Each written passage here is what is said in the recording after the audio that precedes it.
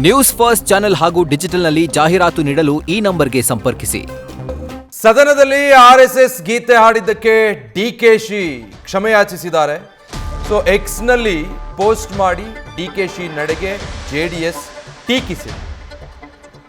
ಉಚ್ಚಾಟನೆಗೆ ಹೆದರಿ ಡಿಕೆಶಿ ಕ್ಷಮೆಯಾಚಿಸಿದ್ದು ಅಂತ ಪೋಸ್ಟ್ ಮಾಡಿರೋದು. ಸದನದಲ್ಲಿ ಹುಲಿ ಹೈಕಮಾಂಡ್ ಮುಂದೆ ಇಲಿ ಅಂತ ಟಾಂಗ್ ಕೊಟ್ಟಿದೆ ಜೆಡಿಎಸ್. ಡಿಸಿಎಂ ಸ್ಥಾನ ಉಳಿಸಿಕೊಳ್ಳುವಲ್ಲಿ ಡಿಕೆ ಯಶಸ್ವಿ ಅಂತ ಪೋಸ್ಟ್ ಹಾಕಲಾಗಿದೆ. ದಲಿತರಿಗೊಂದು ನ್ಯಾಯ, ಬಲಾಢ್ಯರಿಗೊಂದು ನ್ಯಾಯ ಅಂತ ಜೆಡಿಎಸ್ ಡಿಕೆಶಿಯ ಈ ಹೇಳಿಕೆಯನ್ನು ಕೌಂಟರ್ ಮಾಡಿರೋದು. ಜೆಡಿಎಸ್ನ ಅಧಿಕೃತ ಎಕ್ಸ್ ಖಾತೆಯಲ್ಲಿ ಹಾಕಿರುವಂಥ ಪೋಸ್ಟ್ ಇದು. ಈ ರೀತಿ ಡಿಕೆ ಶಿವಕುಮಾರ್ ಇಲ್ಲಿ ಸದನದಲ್ಲಿ ಅಥವಾ ರಾಜ್ಯ ಮಟ್ಟದಲ್ಲಿ ಹುಲಿ ಆಡ್ದಂಗೆ ಆಡ್ತಾರೆ. ಅಲ್ಲಿ ಕಾಂಗ್ರೆಸ್ ಹೈಕಮಾಂಡ್ ಮುಂದೆ ಇಲಿ ಥರ ಇರ್ತಾರೆ. ಇನ್ನೆಲ್ಲಿ ಪಕ್ಷದಿಂದ ಉಚ್ಚಾಟನೆ ಮಾಡಿಬಿಡ್ತಾರೋ ಅಂತ ಡಿಕೆ ಶಿವಕುಮಾರ್ ಈ ಥರ ಕ್ಷಮೆ ಕೇಳಿರೋದು. ಅಲ್ಲಿಗೆ ಅವರ ಡಿಸಿಎಂ ಸ್ಥಾನ ಈಗ ಸೇಫ್ ಆಯಿತು. ದಲಿತರಿಗೊಂದು ನ್ಯಾಯ, ಬಲಾಢ್ಯರಿಗೊಂದು ನ್ಯಾಯ ಅಂತ ಜೆಡಿಎಸ್ ಹೇಳ್ತಾ ಇರೋದು ಏನು ರಾಜಣ್ಣ ಅವರ ವಿಚಾರದಲ್ಲೋ ಏನೋ ಅಂತ. ಯಾಕಂದರೆ ಸಂಪುಟದಿಂದ ಅವರನ್ನು ಕೈ ಬಿಡಲಾಯ್ತು ಇತ್ತೀಚೆಗೆ ಅವರು ಕೊಟ್ಟಂಥ ಒಂದು ಹೇಳಿಕೆ ಕಾರಣಕ್ಕೆ. ಅದಾದಂಥ ಹಿನ್ನೆಲೆಯಲ್ಲಿ ಸಾಕಷ್ಟು ಚರ್ಚೆಗೆ ಕಾರಣ ಆಗಿತ್ತು. ಈಗ ಡಿಕೆ ಶಿವಕುಮಾರ್ ವಿರುದ್ಧ ಯಾವುದೇ ಕ್ರಮ ಕೈಗೊಳ್ಳಿಲ್ಲ, ಕ್ಷಮೆ ಯಾಚಿಸಿದ್ರು. ಹಾಗಾಗಿ ಅವ್ರ ಸ್ಥಾನ ಸೇಫ್ ಆಯಿತು, ಡಿಸಿಎಂ ಸ್ಥಾನ ಸೇಫ್ ಆಯಿತು. ಅದೇ KN ರಾಜಣ್ಣ ಈ ಮತಗಳು ವಿಚಾರಕ್ಕೆ ಸಂಬಂಧಪಟ್ಟ ಹಾಗೆ ಮಾತಾಡ್ತಿದ್ದ ಹಾಗೆ ಸಂಪುಟದಿಂದನೇ ಅವರನ್ನು ಕೈ ಬಿಡಲಾಯಿತು, ಹೊರಗೆ ಹಾಕಲಾಯಿತು.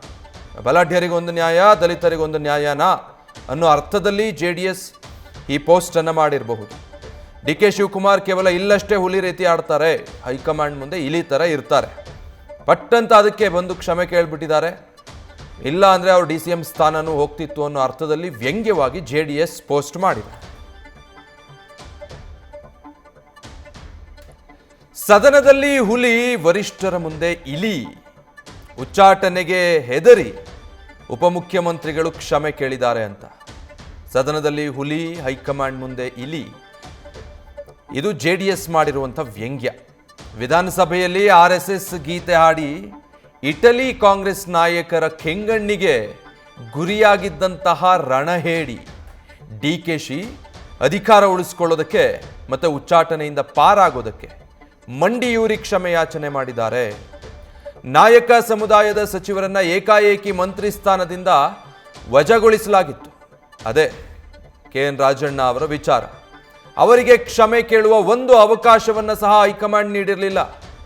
ಕಾಂಗ್ರೆಸ್ ಹೈಕಮಾಂಡ್ನಲ್ಲಿ ದಲಿತರಿಗೆ ಒಂದು ನ್ಯಾಯ, ಬಲಾಢ್ಯರಿಗಾದರೆ ಒಂದು ನ್ಯಾಯ ಅಂತ JDS ಎಕ್ಸ್ನಲ್ಲಿ ಪೋಸ್ಟ್ ಮಾಡೋದ್ರ ಮೂಲಕ ಡಿಕೆಶಿಯ ಈ ನಡೆ ಕಾಂಗ್ರೆಸ್ ಹೈಕಮಾಂಡ್ನ ತಾರತಮ್ಯ ಎಲ್ಲವನ್ನು ವ್ಯಂಗ್ಯ ಮಾಡಿದೆ. ನ್ಯೂಸ್ ಫಸ್ಟ್ ನಿರ್ಭೀತಿಯಿಂದ ನಿಮ್ಮ ಪರವಾಗಿ.